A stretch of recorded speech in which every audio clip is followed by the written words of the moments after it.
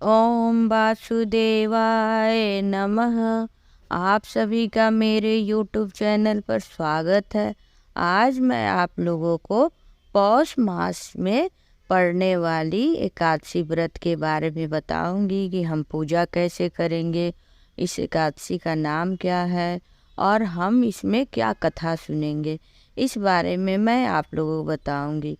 यह साल की पहली एकादशी है। कहीं कहीं 7 जनवरी हो रही है और कहीं 8 जनवरी हो रही है। पंचांग का मतभेद है, इसलिए जहाँ जिस जिले में और जहाँ जिस जगह पे जिस दिन हो हम कर सकते हैं, दोनों दिन एकादशी कर सकते हैं।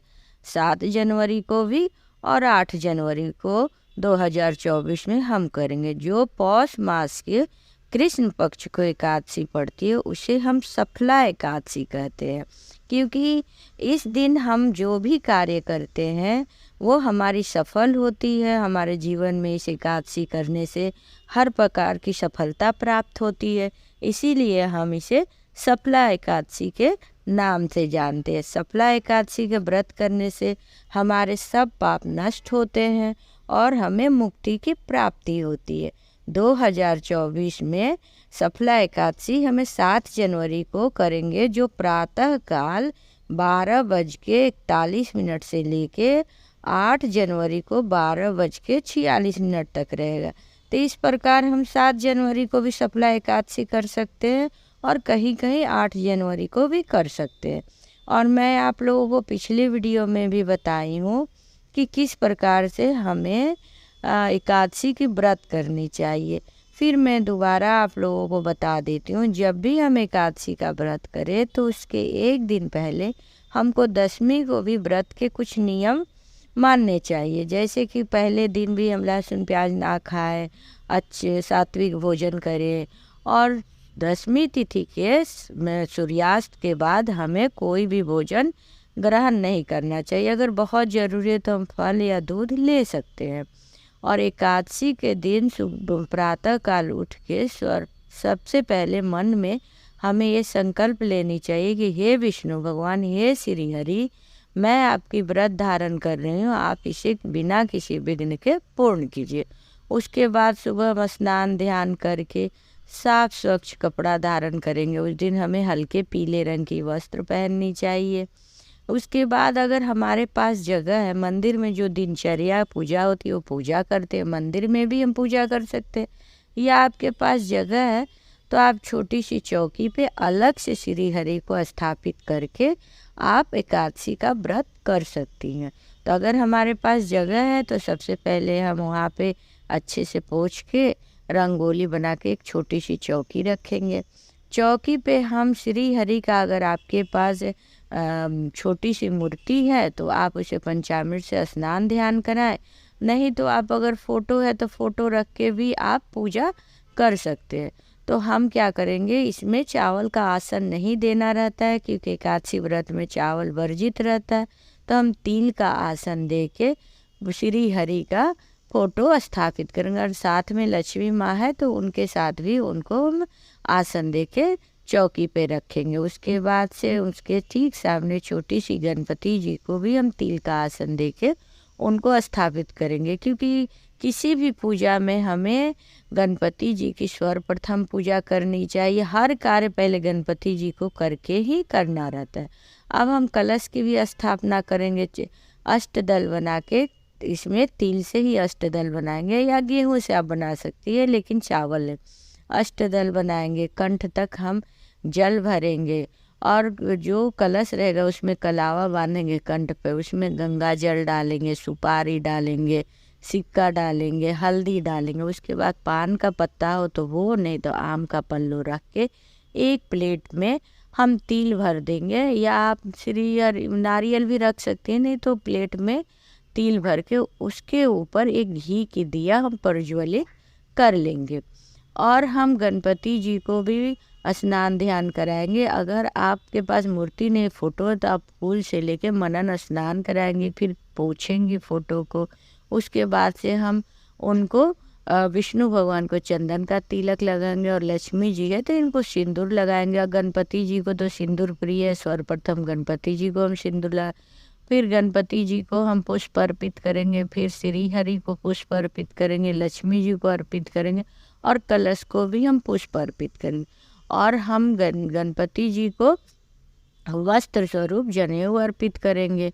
और विष्णु भगवान का फोटो है तो हम मौली तोड़ के उसमें माला जैसा उनको पहना देंगे या रख देंगे कि हमने आपको वस्त्र अर्पित किया। और माता जी को हम चुंदरी ओढ़ा देंगे।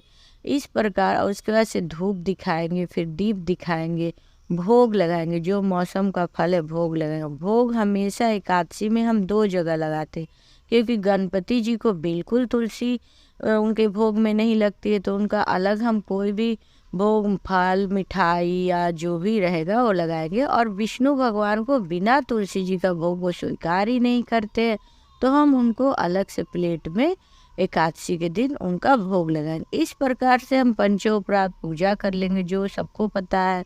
धूप दीप नैवेद्य चढ़ा के हम जो करते हैं वैसा हम पूजा कर लेंगे। उसके बाद से हम हाथ में पुष्प लेके, कभी भी कोई भी कथा या मंत्र कुछ भी हम ऐसा करते तो खाली हाथ हमें नहीं सुननी चाहिए। तो हम हाथ में पुष्प ले लेंगे और उसके बाद से हम सफला एकादशी की, अगर आपके पास पुस्तक है तो पुस्तक की भी पूजा कर लीजिए और कथा पढ़िए। नहीं तो आजकल मोबाइल है तो मोबाइल में भी आप लगा लीजिए और कथा को सुनिए, क्योंकि कथा सुनना बहुत ज़रूरी रहता है किसी भी पूजा पाठ में। तो सफला एकादशी के दिन हम हाथ में पुष्प ले लेंगे। उसके बाद से भगवान श्री हरि का ध्यान धर के हम कथा को सुनेंगे।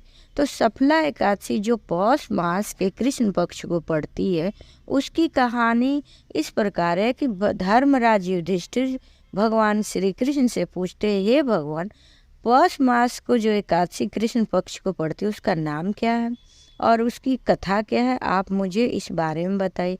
तब श्री कृष्ण ने कहा, हे युधिष्ठिर, तुमने बड़ा ही अच्छा प्रश्न किया।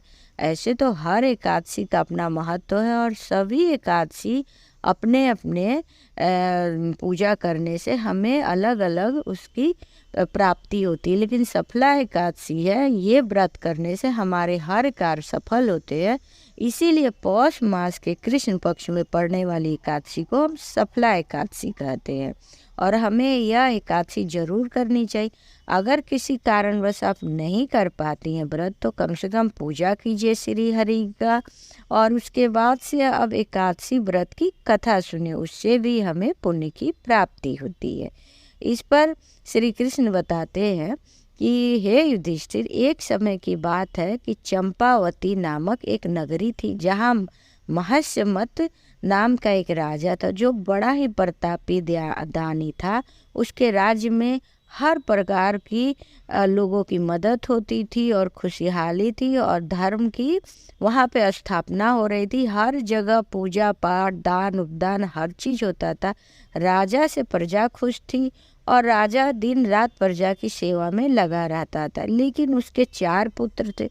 जो उसका प्रथम पुत्र था लुम्पक, वो बड़ा ही अत्याचारी था, अधर्मी था। वो जुआ खेलता था, मदिरा पीता था, लोगों को परेशान करता था, हर प्रकार की उसमें बुराई थी। राजा उसे बहुत समझाते थे लेकिन वह नहीं मानता था। एक बार राजा को बहुत गुस्सा आया कि यह धर्म से भरता जा रहा है और जो प्रजा थी वो भी परेशान रहती थी। या राजा को हमेशा लगता था कि पता नहीं किस पाप के वजह से यह मेरा पुत्र जन्म लिया है और मेरे हर कार्य को ये निष्फल कर रहा है। यही सोच के राजा ने लुम्पक को देश से निकाल दिया और बोला, तुम इस नगर में नहीं आओगे, यहाँ से तुम जाओ। उसे नगर से निष्कासित कर दिया। अब लुम्पक जो है पास के जंगल में जाके रहने लगा। उसका यही कार्य था कि शिकार करता, मांस खाता, मदिरा पीता और नगर में जो भी आने जाने वाले रहते थे उनको लूटता और नगर में भी जाके वह लूटता था, लोगों को सामान चोरी करता था, परेशान करता था। उसे इन सब कार्य करने में बड़ा ही आनंद मिलता था। उसकी शिकायत लोगों ने राजा से भी बहुत की, लेकिन राजा ने तो उसे देश निकाला दे दिया था। अब करता ही क्या, राजा बड़ा ही दुखी रहता था लुम्पक से। एक समय की बात है कि पौष मास का कृष्ण पक्ष की 10वीं तिथि, उस दिन क्या हुआ कि एक बहुत पुराना पीपल का पेड़ था जिस पे जो श्री हरि का निवास स्थान था। वहाँ पे वो जाके पुराने पीपल के पास बैठ गया। पौष मास में बहुत ठंडी पड़ती थी और ठंडी से इतना इतना ज़्यादा वो उसको ठंडी लगी कि वो एक तरह से जड़ हो गया था और वहीं पे बैठा रह गया। इस प्रकार 10वीं तिथि को उसने कुछ भोजन ग्रहण नहीं किया। उसके बाद जब दूसरे दिन वह एकादशी की तिथि आई तो वह बेहोश सा वहीं पड़ा रहा। जब सूर्य दोपहर में अपने आकाश में आए तो उनकी गर्मी से उसे जरा होश आया तो फिर उसने स्नान ध्यान किया और निकल गया। पूरे जगह ढूंढने लगा कि कुछ खाने को मिल जाए, लेकिन ठंडी के कारण उसे कुछ खाने को नहीं मिल रही थी। उसका शरीर भी बड़ा दुर्बल हो गया था, उससे ज़्यादा चला नहीं जा रहा था और वह अपने आप को बीमार महसूस कर रहा था। फिर वही एक फल पड़ा था, फल उठा लिया और क्रोध में भर के उसने कहा, हे भगवान, आज आपने मुझे कैसा कर दिया कि मैं इतना दुर्बल हो गया हूँ, ना खा पा रहा हूँ, ना कहीं आ रहा हूँ, ना जा रहा हूँ। ये फल लीजिए, आप ही खा लीजिए, फल भी मुझे देने की क्या आवश्यकता थी। उसने फल जाने अनजाने में एकादशी के दिन भगवान को अर्पित कर दिया और उसी प्रकार वो पेड़ के नीचे सोया रहा और कुछ ना कुछ सोचते रहा भगवान के बारे में कि आज पहली बार है कि जो मैं कुछ नहीं खा पा रहा हूँ और परेशान था। दूसरे दिन वह द्वादशी के दिन भी वह कुछ ना खाया, उसके बाद से वह वहीं पड़ा रहा। थोड़ी देर बाद उसके पास एक सफ़ेद घोड़ा आया। वह देख के आश्चर्यचकित हो गया कि ये सफ़ेद घोड़ा कहाँ से आ गया। तब श्री हरि ने उससे कहा, हे लुम्बक, तुमने जाने अनजाने में सफला एकादशी की व्रत की है, जो कि पौष मास के कृष्ण पक्ष को पड़ती है। इससे तुम्हारे सारे पूर्व जन्म के पाप जो है या जो अभी तक तुम पाप कर रहे थे वो सब नष्ट हो गए। अब जो भी तुम कार्य करोगे वो सफल होगा। तुमने जाने अनजाने में कार्य किया, लो ये तुम्हें भेंट स्वरूप में सफ़ेद अश्व दे रहा हूँ। ऐसा कह के श्री हरि के अंतर ध्यान हो गया। जब उसने ध्यान दिया कि अरे हाँ, मैंने तो कल भी कुछ नहीं खाया आज और मेरा व्रत रह गया, उससे बड़े ही अपने पुराने किए गए पापों और जो वो लोगों का लूट मार करता था उसकी बड़ा ही दुख हुआ और पछतावा करके वह रोने लगा। फिर धीरे धीरे उसे अपने गलती की एहसास हुई कि मेरे पिताजी तो ये बहुत मना कर रहे थे, लेकिन मैं उनकी बातें नहीं मान रहा था। वह आत्मग्लानि से भर गया।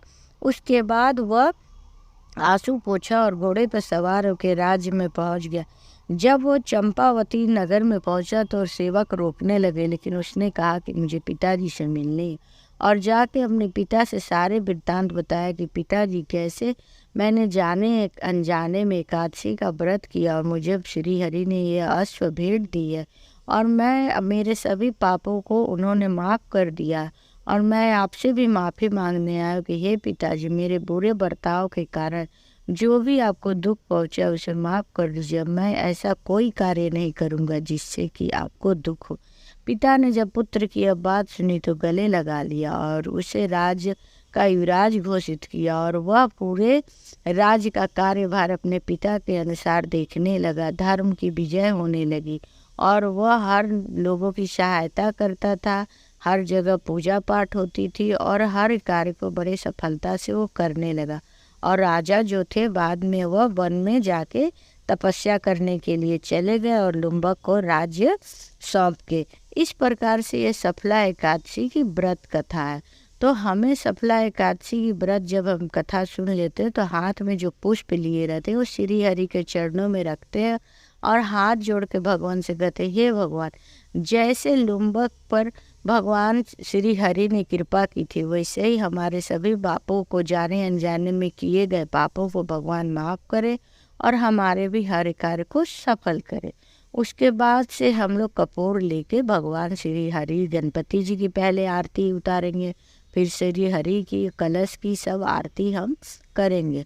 एकादशी व्रत में मैं आप लोग को पहले भी बताई हूँ कि नमक और अन्न का ग्रहण नहीं करते, हमें फलाहार करनी चाहिए, दूध और फल ले सकते हैं और एकादशी का व्रत हम करें। दूसरे दिन पारने का भी मुहूर्त देख के हमें द्वादशी तिथि में ही पारण कर लेनी चाहिए। तो इस प्रकार मैंने आप लोग को सफला एकादशी का व्रत बताई कि कैसे हमें व्रत करनी चाहिए, एकादशी की कैसे पालना करना चाहिए। आप लोग को कैसी लगी आप ज़रूर बताइएगा ओम वासुदेवाय नमः।